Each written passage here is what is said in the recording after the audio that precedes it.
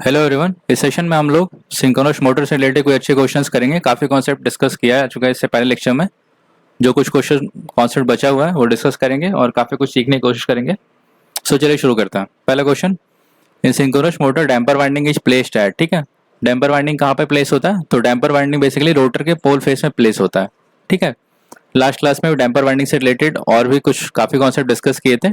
पूरा अच्छे से एक्सप्लेन किए हैं कि डैम्पर वाइंडिंग हंटिंग को कैसे रिड्यूस करता है, इसका पूरा कॉन्सेप्ट क्या होता है। तो ठीक है, डैम्पर वाइंडिंग आप देख सकते हैं।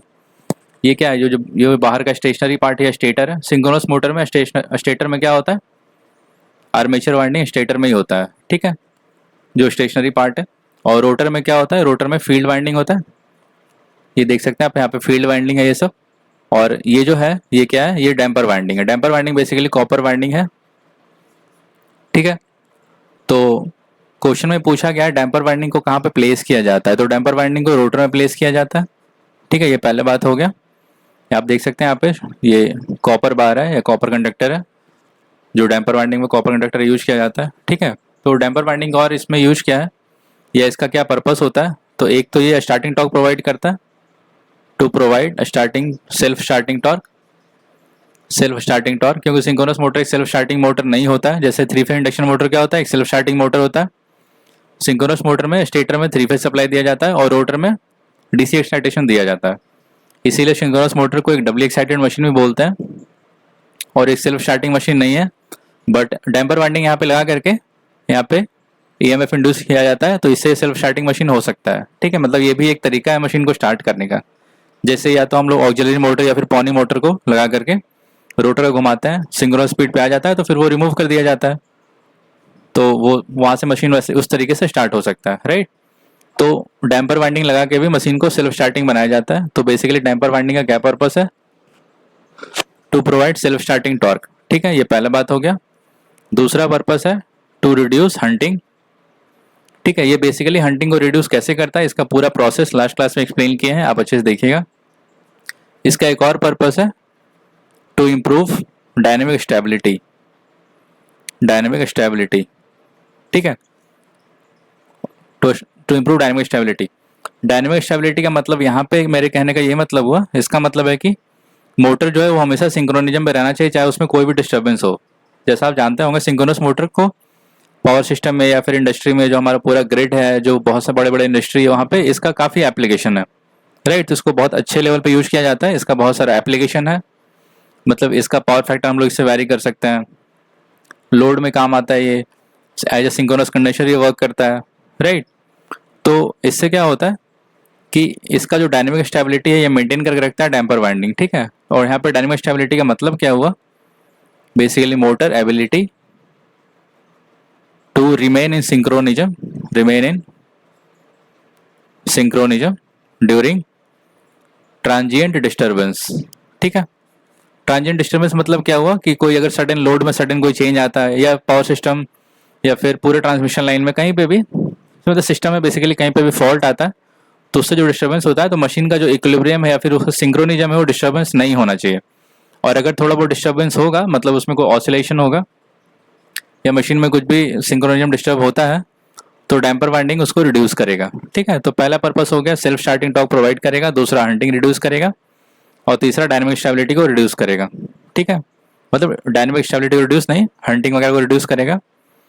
और लोड की वजह से सिंक्रोनिज्म लूज होने लग रहा है तो उसको नहीं लूज होने देगा, तो डायनेमिक स्टेबिलिटी यहाँ से इंप्रूव होगा। ठीक है, लास्ट क्लास में इसमें हंटिंग से रिलेटेड थोड़ा सा बता दिए थे कि रोटर में सडन अगर लोड चेंज होता है या फिर फॉल्ट होता है सिस्टम में, तो रोटर जो अपने फिक्स पॉइंट पे ऑसिलेट करता है, तो इस ऑसिलेशन को हम लोग क्या बोलते हैं? बेसिकली हंटिंग बोला जाता है। ठीक है, उसको रिड्यूस करने के लिए बताया यहाँ पे डैम्पर वाइंडिंग लगाते हैं। और जैसे ही रोटर यहाँ पे ऑसिलेट करता है, तो इसमें थ्री फेज वाइंडिंग में सप्लाई तो दिया हुआ है, तो वहाँ से फ्लक्स प्रोड्यूस होता है, तो वाइंडिंग में यहाँ पे ईएमएफ इंड्यूस होता है। ठीक है, तो उससे यहाँ से करंट प्रोड्यूस होगा यहाँ पे, और उसी करंट की वजह से एक डैम्पिंग टॉर्क प्रोड्यूस होता है, जो ओरिजिनल टॉर्क के अपोजिट में होता है। ठीक है, तो उसके ऑसिलेशन को कम कर देता है। इसी तरह से हम लोग हंटिंग को रिड्यूस करते हैं। ठीक है, ये सेम कॉन्सेप्ट आप वहाँ से भी रिलेट कर सकते हैं, जैसे हम लोग मेजरमेंट में पढ़ते हैं कि मशीन जब डिफ्लेक्टिंग टॉर्क का कंट्रोलिंग टॉर्क इक्वल हो जाता है, तो जो हमारा वैल्यू है जहाँ पे मेजरिंग जो वैल्यू है वहाँ पे पॉइंटर जब आ जाता है तो वो थोड़ा सा ऑसिलेट करता है, राइट। तो उस ऑसिलेशन को कम करने के लिए, स्टेडी स्टेट पे लाने के लिए वहाँ पे कौन सा टॉर्क लगता है, वहाँ पे भी डैम्पिंग टॉर्क ही लगता है, ठीक है। और उसी टाइप का आप रिलेट करेंगे आप, तो यहाँ पे भी वही चीज़ है कि रोटर का ऑसिलेशन को कम करने के लिए जो डैम्पिंग टॉर्क लग रहा है वो डैम्पर वाइंडिंग की वजह से डेवलप हो रहा है, वही डैम्पिंग टॉर्क है, ठीक है। तो डैम्पर वाइंडिंग हो गया, इसका यही पर्पस है और इसका पूरा कहानी डैम्पर वाइंडिंग का यही है। इससे बाहर कोई क्वेश्चन नहीं आएगा अगर आपका पूरा कॉन्सेप्ट इससे रिलेटेड क्लियर है तो। ये क्यों होता है, तो सडन लोड वगैरह चेंज की वजह से हंटिंग होता है, ये लास्ट क्लास में आप देख सकते हैं। Next question, the speed of a synchronous motor can be change by, ठीक है। सिंक्रोनस मोटर क्या है, एक कांस्टेंट स्पीड मोटर है, ठीक है। एक कांस्टेंट स्पीड मोटर है, ये अलग अलग पावर फैक्टर पे काम करता है, इसलिए बहुत ही इसका अच्छा एप्लीकेशन है। लैगिंग पावर फैक्टर या लीडिंग या फिर यूनिटी पावर फैक्टर, ये तीनों पे काम कर सकता है। सिंक्रोनस मोटर एक डबली एक्साइटेड मशीन है, ठीक है। मोटर जब ओवर एक्साइटेड कंडीशन में होगा तो लीडिंग पावर फैक्टर काम करेगा, अगर अंडर एक्साइटेड कंडीशन में होगा तो lagging power factor, normal excitation में यूनिटी पावर फैक्टर पे काम करता है। वी कर्व और इन्वर्टेड वी कर्व आपको बताया हम, आई और आई एफ रहेगा तो ये वी कर्व होता है, और इन्वर्टेड वी कर्व यहाँ पे कॉस फाई और फील्ड करंट, या ना फील्ड करंट किस पे डिपेंड करता है, हम लोग जो डीसी एक्साइटेशन रोटर में देते हैं उस हिसाब से ही फील्ड करंट मतलब वेरी कर सकते हैं। तो हम लोग वही डीसी एक्साइटेशन जो देते हैं रोटर में, तो वहाँ से हम लोग एक्साइटेशन वेरी कर सकते हैं, ठीक है। एक्साइटेशन वेरी करते, एक्साइटेशन बढ़ रहा है दोनों ही केस में ऐसे, तो आर्मेचर करंट में कैसे वेरी कर रहा है, यहाँ पे पावर फैक्टर कैसे वेरी कर रहा है, ये दोनों ग्राफ बताता है। इसका शेप है इसीलिए वी टाइप का, इसीलिए इसको वी कर्व बोला जाता है, और ये इन्वर्टेड वी कर्व, ठीक है। क्वेश्चन में आपसे बोला गया speed of a synchronous motor, speed क्या होता है सिंक्रोनस मोटर का, 120 एफ बाई पी, ठीक है। Speed of a synchronous motor can be change bye, कैसे चेंज करेंगे, changing the supply voltage, voltage तो यहाँ पे है नहीं, चेंजिंग फ्रीक्वेंसी ये तो हो सकता है, changing the load, changing supply terminal, तो यहाँ पे कोई भी ऐसा टर्म नहीं है, फ्रीक्वेंसी वाला सही ऑप्शन लग रहा है, तो चेंजिंग द फ्रीक्वेंसी, ठीक है। अगर चेंजिंग द पोल होता तो जैसे यहाँ पे N S directly proportional to frequency है और इनवर्सली प्रोपोर्शनल टू पोल है, राइट। तो यहाँ पे हम लोग पोल का चेंज करके और फ्रीक्वेंसी चेंज करके स्पीड को चेंज कर सकते हैं। एक चीज और यहाँ पे देख आप समझ सकते हैं, पोल चेंज करना इतना आसान नहीं है, ठीक है। पोल चेंज करना इतना आसान नहीं है क्योंकि पोल मशीन को जब डिजाइन किया तो पोल तो फिक्स है उसमें, लेकिन जब हम लोग फ्रीक्वेंसी को मतलब सप्लाई के हिसाब से चेंज कर सकते हैं, राइट। तो यहाँ पे ये समझ सकते हैं आप। और इंडक्शन इंडक्शन मशीन में भी जो सिंक्रोनस स्पीड होता है उसका भी फॉर्मूला क्या होता है, 120 एफ बाई पी। तो ये सारा चीज़ आप यहाँ से ध्यान रखेंगे।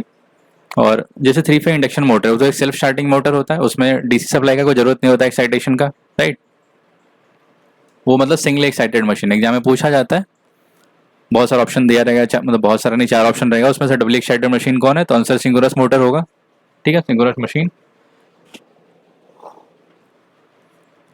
Next question, a 3 phase synchronous motor will have 1 slip ring, 2 slip ring, no slip ring और 3 स्लिप रिंग। जैसे अभी डिस्कस किए सिंक्रोनस मोटर में हम लोग 2 सप्लाई देते हैं, एक तो स्टेटर में 3 फेज सप्लाई दिया जाता है और रोटर में क्या होता है डीसी एक्साइटेशन दिया जाता है फील्ड वाइंडिंग को एक्साइट करने के लिए, ठीक है। अब चूंकि रोटर में डीसी एक्साइटेशन दे रहे हैं तो डीसी को कितना कितना वायर चाहिए, बेसिकली 2 वायर चाहिए होता है ना, एक पॉजिटिव एक नेगेटिव या फिर राइट, 2 वायर सप्लाई चाहिए डीसी सप्लाई देने के लिए, डीसी एक्साइटेशन के लिए। अब रोटर जो है एक रोटेटिंग पार्ट है, वो मूव कर रहा है, तो सिंपल अगर हम वायर लगा दिए, सिंपल एक रोटेटिंग पार्ट में किसी कोई भी चीज़ घूम रहा है वहाँ पे हम एक सिंपल वायर लगा सकते हैं, नहीं लगा सकते हैं, वायर ही घूमने लग जाएगा। तो कभी भी रोटेटिंग पार्ट में अगर हमें सप्लाई देना होता है या वहाँ से सप्लाई लेना होता है तो इसके लिए कौन सा यूज किया जाता है, स्लिप रिंग। किसी भी रोटेटिंग पार्ट से अगर करंट आपको लेना है या फिर करंट वहाँ पे प्रोवाइड करना है तो दोनों ही पर्पस के लिए स्लिप रिंग का यूज किया जाता है। बेसिकली ये इसका ये पर्पस ही है ना, इसको कह सकते हैं प्रोवाइड, क्या बोलेंगे, रोटेटिंग कनेक्शन, राइट। ये रोटेटिंग पार्ट में कनेक्शन प्रोवाइड करता है स्लिप रिंग, तो स्लिप रिंग का जरूरत है। और डीसी एक्साइटेशन में यहाँ पे डीसी को कितना 2 वायर चाहिए, तो इसीलिए 2 स्लिप रिंग का जरूरत पड़ेगा। ये इसका पूरा एक्सप्लेनेशन है, 2 स्लिप रिंग, ठीक है। रोटर को डीसी सप्लाई चाहिए फील्ड वाइंडिंग को एक्साइट करने के लिए, इसलिए डीसी सप्लाई चाहिए तो 2 वायर चाहिए, और रोटेटिंग पार्ट में प्रोवाइड करना है तो 2 स्लिप रिंग चाहिए। अगर कोई स्टेशनरी पार्ट में प्रोवाइड करना होता तो स्लिप रिंग का कोई जरूरत नहीं है। ठीक है, तो इसका 2 स्लिप रिंग आंसर हो गया। Next question, in a synchronous motor the damping winding is generally used to. ठीक है, डैम्पिंग वाइंडिंग हुआ या फिर फर्स्ट क्वेश्चन में क्या पूछा गया था, डैम्पर वाइंडिंग कहाँ पे प्लेस करते हैं। ठीक है, डैम्पर वाइंडिंग हो गया, डैम्पिंग वाइंडिंग, कुछ भी क्वेश्चन आपसे पूछा गया तो अभी डिस्कस किया इसका क्या पर्पस है। Provide starting torque only, starting torque provide करता है, सही है। प्रोवाइड हंटिंग नहीं, prevent hunting and provide starting torque, ये भी सही है। रिड्यूस एडी करंट नहीं, एडी करंट रिड्यूस नहीं करता। रिड्यूस नॉइज लेवल, ये भी नहीं। तो जो बी ऑप्शन है ये होगा, क्योंकि इसमें दोनों चीज लिखा हुआ है, हंटिंग को भी प्रिवेंट करता है और स्टार्टिंग टॉर्क भी प्रोवाइड करता है। ठीक है, ये बेस्ट पॉसिबल ऑप्शन है। इसके बारे में काफी कुछ डिस्कस कर चुके हैं पहले से हम, damping winding, damping torque, damper winding, सारा सेम ही सब चीज है। तो इसका आंसर क्या होगा, prevent hunting and provide the starting torque. ठीक है, next question, which of the following is correct, synchronous motor is supplied with DC voltage in armature winding. ये गलत है ना। आर्मेचर वाइंडिंग कहाँ पे होता है, स्टेटर में होता है। अगर आपसे पूछा जाएगा क्वेश्चन में आर्मेचर वाइंडिंग कहाँ होता है, तो आर्मेचर वाइंडिंग जो है स्टेटर में होता है और यहाँ पे 3 फेज सप्लाई दिया जाता है। ठीक है, डीसी सप्लाई का तो कोई जरूरत नहीं है। Synchronous motor is supplied with AC voltage in field winding, नहीं, अभी थोड़ा देर पहले डिस्कस किए। दोनों चीज याद रखना है, स्टेटर में आर्मेचर वाइंडिंग होता है, स्टेटर एक स्टेशनरी पार्ट है, उसमें 3 फेज सप्लाई दिया जाता है, और रोटर क्या है, रोटेटिंग पार्ट है, यहाँ पे डीसी सप्लाई दिया जाता है फील्ड वाइंडिंग को एक्साइट करने के लिए, और यहाँ पे फील्ड वाइंडिंग होता है। रोटर में फील्ड वाइंडिंग होता है और डैम्पर वाइंडिंग भी होता है। ठीक है, पर्पस दोनों का अलग अलग है। तो synchronous motor is supplied with AC voltage in field winding, ये भी गलत है। Synchronous motor is supplied with rectified voltage in armature winding, ये भी गलत है। रेक्टिफाइड मतलब क्या होता है, रेक्टिफायर क्या करता है, रेक्टिफायर बेसिकली एसी को डीसी में कन्वर्ट करता है। तो इनडायरेक्टली इसका कहने का यही मतलब है कि रेक्टिफाइड वोल्टेज मतलब डीसी वोल्टेज आर्मेचर को प्रोवाइड करना है, ये भी तो गलत हो गया। आर्मेचर को एसी वोल्टेज चाहिए। Synchronous motor is supplied with DC voltage in field winding, ये सही है। ठीक है, तो इसका ये आंसर हो गया। आपको बताया अभी कि फील्ड वाइंडिंग रोटर पे होता है, या तो नहीं लिखा है उससे मतलब नहीं है। फील्ड वाइंडिंग को डीसी सप्लाई चाहिए। ये पूछेगा क्वेश्चन में फील्ड वाइंडिंग कहाँ होता है, तो रोटर में होता है। स्टेटर वाइंडिंग में क्या होता है, आर्मेचर वाइंडिंग, स्टेटर में आर्मेचर होता है, 3 फेज सप्लाई चाहिए उसको। रेक्टिफायर का मतलब क्या होता है, एसी तो डीसी में कन्वर्ट करते हैं। ठीक है, इसलिए यहाँ पे लिखा है। ठीक है, आप कमेंट सेक्शन में आंसर, एक क्वेश्चन का आंसर बताइएगा कि अगर डीसी को एसी में कन्वर्ट करना है तो कौन सा डिवाइस यूज करेंगे, और डीसी को डीसी में कन्वर्ट करना है तो कौन सा डिवाइस यूज करेंगे। पॉवर इलेक्ट्रॉनिक्स या फिर इलेक्ट्रॉनिक्स में हम लोग पढ़ते हैं। डीसी को एसी में और डीसी को डीसी में, दोनों के लिए कौन सा डिवाइस यूज करेंगे, बताइएगा। Find the number of poles required if the frequency is 50 hertz. ठीक है, फ्रीक्वेंसी का वैल्यू 50 है and speed of the motor is 500 RPM. Speed कितना है, 500। स्पीड का क्या फॉर्मूला होता है, 120 F/P। क्वेश्चन में आपसे नंबर ऑफ पोल पूछा है, बाकी सब कुछ दे रखा है। स्पीड कितना हो गया, 500 इक्वल टू 120, फ्रीक्वेंसी 50 अपॉन में P। ठीक है, तो यहाँ से जब क्रॉस मल्टीप्लाई करें P कितना होगा, 120 गुने 50/500, ये 10, ये कितना आ गया 12। नंबर ऑफ पोल्स कितना हो गया, 12। आंसर हो गया 12 पोल। ठीक है, next question, the maximum power developed in a synchronous motor will depend on. ठीक है, पावर का फॉर्मूला क्या बताए थे, E/V/XS sine delta. Since question में बोल दिया, अगर हालांकि आंसर ऐसे भी आ जाएगा, लेकिन क्वेश्चन में बोला है मैक्सिमम पावर। मैक्सिमम पावर कब होता है, जब डेल्टा का वैल्यू 90 डिग्री होगा, उस टाइम पे साइन डेल्टा क्या होता है, 1 हो जाएगा, साइन 90 इक्वल टू 1। तो मैक्सिमम पावर हम लोग लिख सकते हैं E/V/XS। ठीक है, साइन डेल्टा तो 1 हो गया, ये फॉर्मूला हो गया। क्वेश्चन में आपसे बोला गया है कि मैक्सिमम पावर किस पर डिपेंड करता है, rotor excitation and supply voltage, सही है। Rotor excitation, supply voltage and maximum value of coupling angle, ये भी सही है। Supply voltage only, rotor excitation only नहीं। ठीक है, ठीक है, यहाँ पे बेसिकली जो बी ऑप्शन है, rotor excitation, supply voltage and maximum value of coupling angle. Coupling angle basically यहाँ पे डेल्टा की बात कर रहा है, इसको लोड एंगल भी बोलते हैं, टॉर्क एंगल भी बोलते हैं, बहुत सारे टर्म है, वो सारा कुछ सेम है। तो यहाँ पे ये हुआ कि तीनों पे डिपेंड कर रहा है, क्योंकि यहाँ पे मैक्सिमम वैल्यू पहले लिख दिए ना, डेल्टा को 90 कर करके, बट ये बोल रहा है उस पर डिपेंड करता है एंगल, तो एंगल पे डिपेंड तो करता ही है, क्योंकि ये अगर 90 नहीं होगा तो ये मैक्सिमम वैल्यू नहीं आएगा ना, तो तीनों पे ही डिपेंड करता है। तो इसका आंसर क्या होगा, बेस्ट पॉसिबल ऑप्शन इसका जो बी ऑप्शन है, ए नहीं आंसर होगा। Rotor excitation, supply voltage and maximum value of coupling angle, तीनों पे डिपेंड कर रहा है, ई वी और डेल्टा पे भी डिपेंड कर रहा है। अगर सिंक्रोनस रिएक्टेंस लिख देता तो उस पर भी डिपेंड करता, बट यहाँ पे लिखा नहीं है। एक्सेस क्या है, सिंक्रोनस रिएक्टेंस, ठीक है। रिएक्टेंस दो टाइप का होता है, ठीक है, इसके बारे में भी डिस्कस करते हैं। तो यहाँ पे आप समझ गए इस क्वेश्चन में कि तीनों पे डिपेंड कर रहा है, ठीक है। नेटवर्क थ्योरी में हम लोग रिएक्टेंस दो टाइप का पढ़ते हैं, एक एक्सएल और एक होता है एक्ससी। एक्सएल का क्या फॉर्मूला होता है, 2πfl या फिर ओमेगा एल एफ एल, है ना, एल। और एक्ससी क्या होता है, 1/ωc या फिर 1/2πfc, राइट। इम्पिडेंस को हम लोग ऐसे लिखते हैं, Z = R+jx। इम्पिडेंस, रेजिस्टेंस और रिएक्टेंस तीनों का यूनिट क्या होता है, ओम होता है, तीनों का यूनिट। और एडमिटेंस क्या लिखते हैं, Y = G+J/B। इसमें तीनों का यूनिट मो होता है या फिर सीमेंस। ये क्या है, एडमिटेंस, ये कंडक्टेंस, ये ससेप्टेंस। इम्पिडेंस का उल्टा एडमिटेंस, इम्पिडेंस का उल्टा एडमिटेंस, रेजिस्टेंस का उल्टा कंडक्टेंस और रिएक्टेंस का उल्टा ससेप्टेंस। ये सारा बात आपको पता होना चाहिए। पढ़ने का सही तरीका यही है कि जहाँ पे भी जो टर्म है उससे रिलेटेड जितनी भी चीज़ें आपको याद रही आप उसको रिकॉल करें, तो एग्जाम में रिकॉलिंग कैपेसिटी बहुत जल्दी हो जाता है, मतलब कोई चीज़ जल्दी 1-2 सेकंड में याद आ जाएगा, ऐसे चीज़ों का आप रिवाइज करके पढ़ेंगे तो, ठीक है। यहाँ पे इसका आंसर भी हो गया। Next question, the change in DC excitation of a synchronous motor will also change the, ठीक है। स्टार्टिंग में से ही लेक्चर से आपको बता रहे हैं कि जैसे जैसे हम लोग एक्साइटेशन वैरी करते हैं उसी हिसाब से क्या होता है, हमारा पावर फैक्टर चेंज होता है।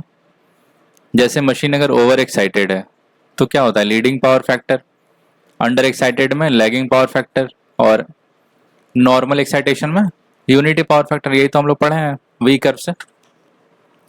तो क्वेश्चन में ये बोला गया, change in DC excitation of a synchronous motor will also change the, तो एक्साइटेशन चेंज करेंगे तो पावर फैक्टर चेंज होगा, है ना। ये रिलेशन बहुत बार डिस्कस किए, एक्साइटेशन चेंज करेंगे हम लोग तो उस हिसाब से पावर फैक्टर चेंज होगा, ठीक है। Load angle, supply voltage, speed of the motor, इसका कोई रिलेशन नहीं है एक्साइटेशन से। तो इस क्वेश्चन बेसिकली आपसे यही पूछा रहा है। Next question, the torque angle of a three phase synchronous motor depend on, अभी थोड़ा देर पहले बताया कि टॉर्क एंगल या फिर कपलिंग एंगल या लोड एंगल सबका वैल्यू सेम है, ठीक है। और सबका वो जो डेल्टा है उसी को बोला जाता है टॉर्क एंगल, ठीक है। तो क्वेश्चन में बोला गया कि टॉर्क एंगल ऑफ अ 3-फेज किस पर डिपेंड करता है। तो किसी क्लास में ये थोड़ा सा डिस्कस किए थे, जैसे लोड चेंज होता है तो डेल्टा चेंज हो जाता है। किसी भी मशीन में जब लोड हम लोग चेंज करेंगे सिंक्रोनस मशीन में तो डेल्टा चेंज हो जाएगा। यहाँ पर डेल्टा बेसिकली होता है क्या, angle between stator flux and rotor flux, ठीक है। ये ई और बी के बीच का भी एंगल होता है क्योंकि दोनों में वोल्टेज, एक इंड्यूस वोल्टेज और एक सप्लाई वोल्टेज है। तो यहाँ और इसको इस एंगल से ही बोलते हैं टॉर्क एंगल, यहाँ पे इसको लोड एंगल का टर्म दिया जाता है, बस बात सेम ही है। तो स्टेटर फ्लक्स और रोटर फ्लक्स का जो डिफरेंस है एंगल का, मतलब उन दोनों के बीच का जो एंगल है, बेसिकली डिफरेंस नहीं, उन दोनों के बीच का जो एंगल है वही डेल्टा हुआ। तो जैसे हम लोग मशीन में लोड बढ़ाते हैं या घटाते हैं, है ना, मशीन में जब लोड वेरी करेगा तो रोटर फ्लक्स या फिर रोटर का पोजीशन चेंज होगा, उसका एक्सिस चेंज होगा, तो डेल्टा वेरी करेगा। तो क्वेश्चन में ये बोला गया कि टॉर्क एंगल डिपेंड ऑन, किस पे डिपेंड करेगा, लोड पे। तो इसका आंसर लोड हो जाएगा। एक्साइटेशन जब वेरी करेंगे तो पावर फैक्टर चेंज होगा।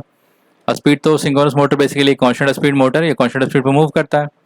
और जब सप्लाई वोल्टेज चेंज करेंगे तो भी टॉर्क एंगल का उससे कोई रिलेशन नहीं है, वो तो जितना सप्लाई वोल्टेज होगा उसी हिसाब से 3-फेज फ्लक्स जनरेट होगा स्टेटर में, ठीक है। 3-फेज रोटेटिंग फ्लक्स, स्टेटर एमएम जिसको बोला जा रहा है। तो जब टॉर्क एंगल की बात आ रही है तो लोड जैसे जैसे चेंज होगा स्टेटर फ्लक्स और रोटर फ्लक्स के बीच का एंगल चेंज होगा, तो वहां से टॉर्क एंगल चेंज हो जाएगा, उसी को टॉर्क एंगल बोलते हैं दोनों के बीच का एंगल, ठीक है। कोई भी नया क्वेश्चन में एग्जाम में आता है तो आप इस तरह से क्वेश्चन को अप्रोच करेंगे या सोचेंगे ऐसे, तो उससे सॉल्व हो जाएगा कि लोड चेंज हो रहा है तो क्या हो रहा है, एक्साइटेशन चेंज हो रहा है तो क्या हो रहा है, स्पीड कैसे चेंज कर सकते हैं। स्पीड सिंक्रोनस मोटर में क्या होता है, 120 F/P। तो फ्रीक्वेंसी या नंबर ऑफ पोल को चेंज करके हम लोग स्पीड को चेंज कर सकते हैं, ठीक है। अच्छा, इंडक्शन मोटर में स्लिप का क्या फॉर्मूला होता है, NS - NR/NS, ठीक है। यहाँ से NR = क्या होता है, NS 1 - S, ठीक है। ये बात हो गया। Next question, in synchronous motor the armature current for armature current has higher value, armature current की वैल्यू ज़्यादा कब होगा? High excitation only, low excitation only, both high excitation and low excitation. अब देखिए एक्साइटेशन देख करके पहले तो आपको फील आना चाहिए कि एक्साइटेशन कैसे वेरी करेगा। जब हम लोग फील्ड वाइंडिंग में जो डीसी सप्लाई दे रहे हैं, फील्ड वाइंडिंग में जो हम लोग डीसी सप्लाई दे रहे हैं, डीसी एक्साइटेशन फील्ड वाइंडिंग में, उससे एक्साइटेशन वेरी कर। आप देखिए क्वेश्चन को सोचना कैसे है। फील्ड वाइंडिंग में हम लोग डीसी सप्लाई दे रहे हैं, उस सप्लाई को जैसे जैसे चेंज करेंगे तो एक्साइटेशन चेंज होगा, ठीक है। तो फील्ड वाइंडिंग में वेरिएशन आ रहा है कुछ फील्ड करंट में, और यहाँ पे आर्मेचर करंट दे रहा है, ठीक है। आर्मेचर करंट बोला है कि वैल्यू ज़्यादा कब होगा, ठीक है। तो आर्मेचर करंट और फील्ड करंट का हम लोग कौन सा रिलेशन पढ़े हैं? आर्मेचर करंट और फील्ड करंट का हम लोग जो रिलेशन पढ़े वो क्या, वी कर्व पढ़े हैं, ठीक है। वी कर्व वैसे बताए थे, ये क्या है, नॉर्मल एक्साइटेशन, इधर क्या है अंडर एक्साइटेड, और इधर क्या है over excited, over excited condition. ये आर्मेचर करंट है, जैसे जैसे फील्ड करंट का वैल्यू बढ़ रहा है आर्मेचर करंट पहले कम होगा, फिर एक मिनिमम पॉइंट पे आएगा, आर्मेचर करंट कम होगा, फिर बढ़ते चला जाएगा। मिनिमम आर्मेचर करंट ये है आइए, सपोज आइए 1 है, ये कब होता है, नॉर्मल एक्साइटेशन पे जो मिनिमम आर्मेचर करंट है। अब देखिए आप क्वेश्चन में पूछा गया है कि आर्मेचर करंट का वैल्यू ज़्यादा कब होता है, हाइयर ओनली।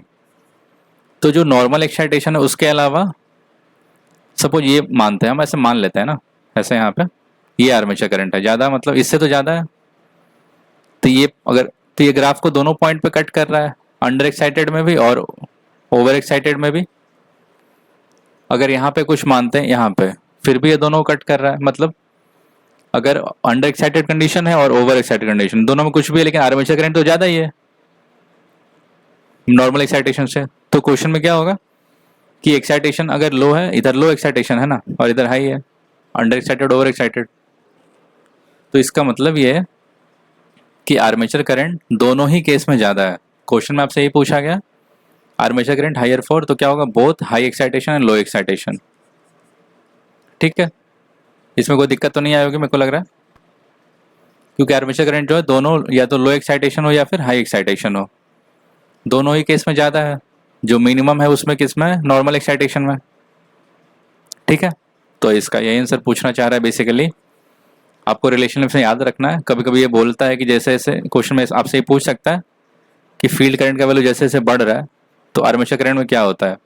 तो आर्मेचर करंट पहले घट रहा है, फिर एक नॉर्मल पॉइंट पे आ रहा है, फिर बढ़ने लग जा रहा है ना, पहले घट रहा है, फिर एक मिनिमम पॉइंट पे आ रहा है, फिर बढ़ रहा है।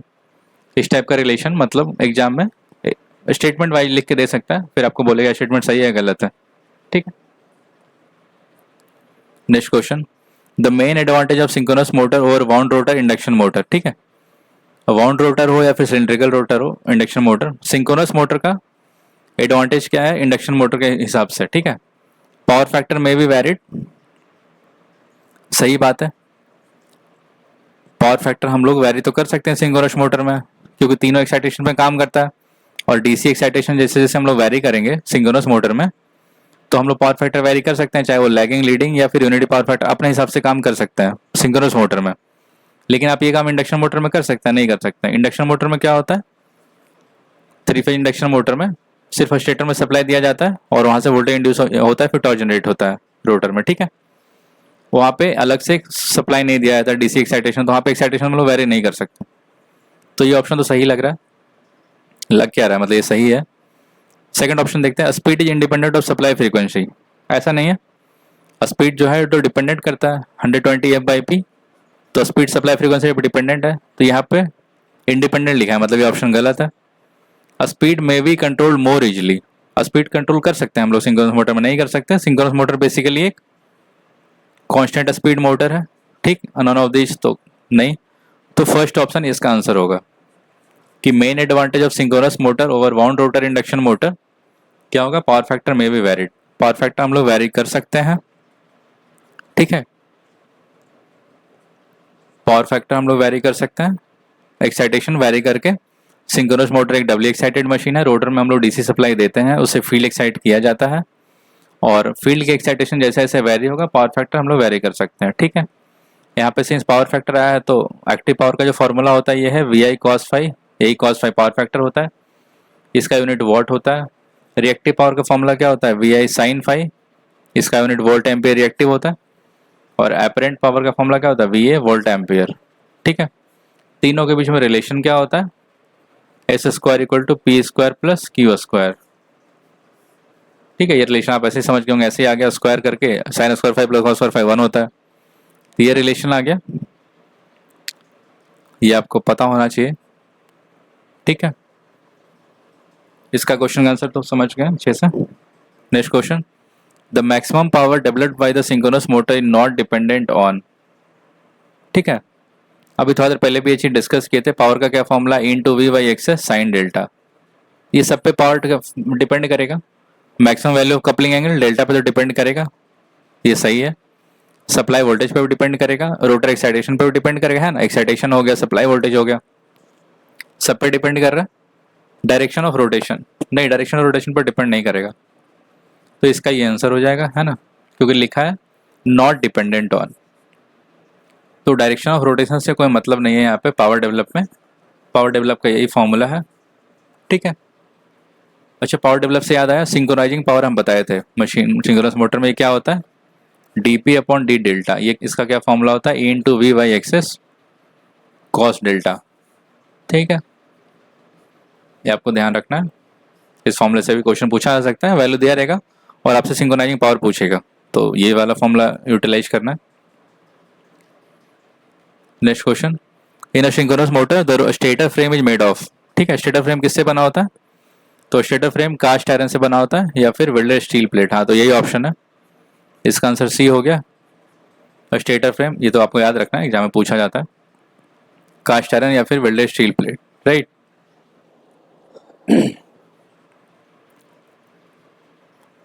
वाई सिंक्रोनस मोटर कॉल है डबली एक्साइटेड मशीन, ये तो बहुत बार ये डिस्कस कर चुके हैं। डबली एक्साइटेड मशीन क्यों दिया जाता है, क्योंकि स्टेटर और रोटर दोनों को अलग अलग सप्लाई देते हैं। स्टेटर में क्या करते हैं, 3 फेज सप्लाई, और रोटर में डीसी सप्लाई। ठीक, फील्ड को एक्साइटेशन करने के लिए डीसी सप्लाई, यहाँ पे 2 स्लिप रिंग का यूज किया जाता है, क्योंकि यहाँ पे रोटेटिंग पार्ट है, रोटेटिंग पार्ट में नॉर्मल सप्लाई देंगे तो हो नहीं पाएगा कनेक्ट, तो हमें स्लिप रिंग चाहिए, और सिन डीसी में 2 वायर है तो 2 स्लिप रिंग चाहिए। ठीक, रोटर में फील्ड वाइंडिंग भी होता है और डीसी डैम्पर वाइंडिंग भी होता है, जो डैम्पिंग टॉर्क प्रोवाइड करता है, उससे हंटिंग कम होता है, स्टार्टिंग टॉर्क प्रोवाइड करता है।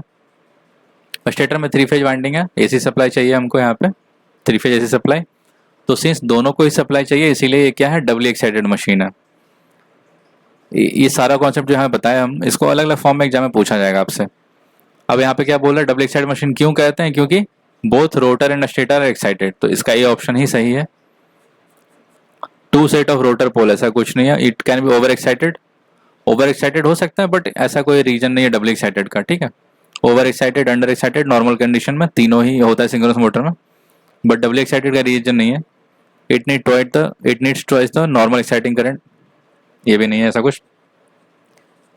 ओवर एक्साइटेड से यहाँ पे याद आया कि जब synchronous motor no load condition में, मतलब उसमें लोड नहीं लगाते हम लोग, नो लोड कंडीशन या फिर ओवर एक्साइटेड कंडीशन में, मतलब मशीन में वहाँ पे लोड कुछ नहीं रहता। सिंक्रोनस मोटर अगर ओवर एक्साइटेड कंडीशन में काम करेगा तो उसको हम लोग सिंक्रोनस कंडेंसर बोलते हैं। ठीक है, और इसमें कुछ भी लोड नहीं होता है। ठीक है, इसका बेसिकली पावर फैक्टर इंप्रूव करने का ही काम है। ये क्या करता है, पावर फैक्टर को इंप्रूव करता है। पावर फैक्टर इंप्रूव होगा तो रिएक्टिव पावर सप्लाई होगा, रिएक्टिव पावर सप्लाई होगा तो सिस्टम में वोल्टेज स्टेबल होगा, वोल्टेज स्टेबल करने का भी काम करेगा। ठीक है, और ओवर एक्साइटेड कंडीशन में, और यहाँ पे क्या याद आ रहा था, हाँ यहाँ पे सिंस लोड नहीं होता मशीन में इसीलिए शाफ्ट स्मॉल होता है, स्मॉल शाफ्ट में लोड लगाते हैं ना, मैकेनिकल लोड लगाते हैं, तो जब लोड का जरूरत ही नहीं है तो शाफ्ट क्यों लंबा होगा, तो शाफ्ट छोटा होगा। ये सारा क्वेश्चन यहाँ से पूछा जाता है। डबल एक्साइटेड मशीन का आंसर हो गया both stator and rotor excited. ठीक है, next question, synchronous impedance method of finding voltage regulation of a synchronous motor is also known as. ठीक है, वोल्टेज रेगुलेशन के बारे में अभी डिस्कस नहीं किए थे किसी क्वेश्चन में, आपको बता देते हैं। सिंक्रोनस इंपेडेंस मेथड जो है ना, ये बेसिकली बोला जाता है ईएमएफ मेथड को। ठीक है, यहाँ पे ऑप्शन में चारों मेथड का नाम दे ही रखा है। ठीक है, तो ये ध्यान रखना है कि सिंक्रोनस इंपेडेंस मेथड जो है ये बोलते हैं ईएमएफ मेथड को। ठीक है, थोड़ा सा इसमें कुछ कुछ पॉइंट जो पूछा जाता है बताया जाता है।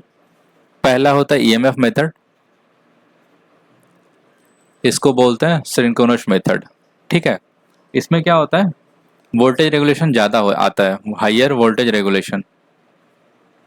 ठीक है, वोल्टेज रेगुलेशन में आप जानते होंगे कि वोल्टेज रेगुलेशन जितना कम होगा मशीन उतना ही अच्छा होगा। ठीक है, तो सिंस इस मेथड में से कैलकुलेट करने से वोल्टेज रेगुलेशन ज़्यादा आता है, इसीलिए इसको बोलते हैं pessimistic method. Pessimistic method exam में आपसे पूछा जाएगा कि कौन सा ऐसा मेथड है जिसमें वोल्टेज रेगुलेशन ज़्यादा आता है, तो आपको आंसर मार्क करना है ईएमएफ मेथड या फिर सिंक्रोनस मेथड। और इसको पेसिमिस्टिक, पेसिमिस्टिक एक नॉर्मल जो इंग्लिश वर्ड होता है, इसमें क्या होता है, दुखी होना थोड़ा ना, कम खुश रहना।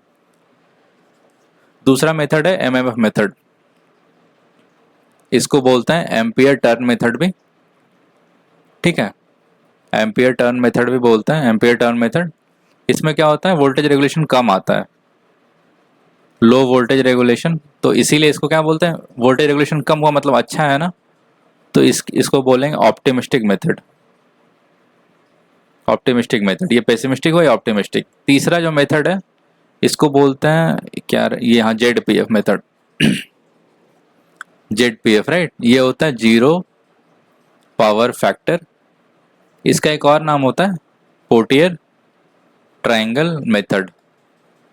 ठीक है, ये मेथड बेसिकली थोड़ा स्टैंडर्ड मेथड है, मेथड सारी स्टैंडर्ड है, बट ये इनका और अच्छा वर्जन है, ये दोनों से ज़्यादा एक्यूरेट है, तो मोर एक्यूरेट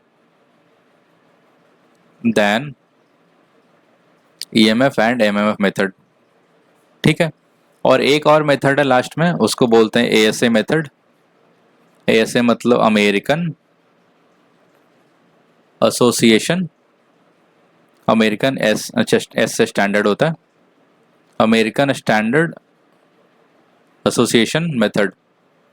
ठीक है, ये basically practical method mostly industry वगैरह में यूज किया जाता है, और ये बेसिकली जेडपीएफ का इम्प्रूव वर्जन है।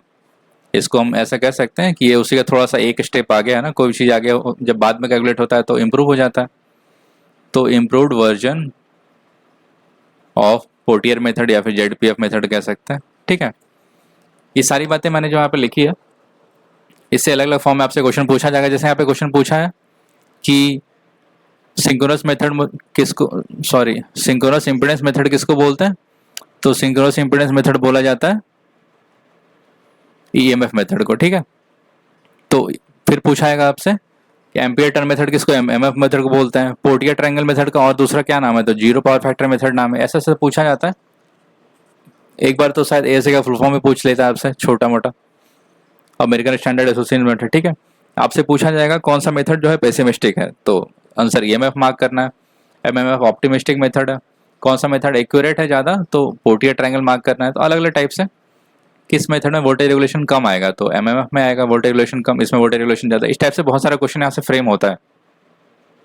ठीक है, तो इस क्लास में इतना ही, उम्मीद करते हैं आपको बहुत कुछ सीखने को मिला होगा। बताइएगा जरूर क्लास कैसा लगा, और कुछ और टॉपिक इसमें अगर बच रहा होगा तो आगे अभी और क्लास हम लोग डिस्कस करेंगे। क्लास आप अच्छे से देखिए, क्वेश्चन यहीं से जो भी बताते हैं हम एक्स्ट्रा फैक्ट वहीं से आएगा, फिर अगर जो नहीं आया हुआ क्वेश्चन है, और काफ़ी क्वेश्चन पीवाईक्यू से भी इम्प्रेस रहता है ना। ठीक है, मिलते हैं नेक्स्ट क्लास में, तब तक के लिए थैंक यू।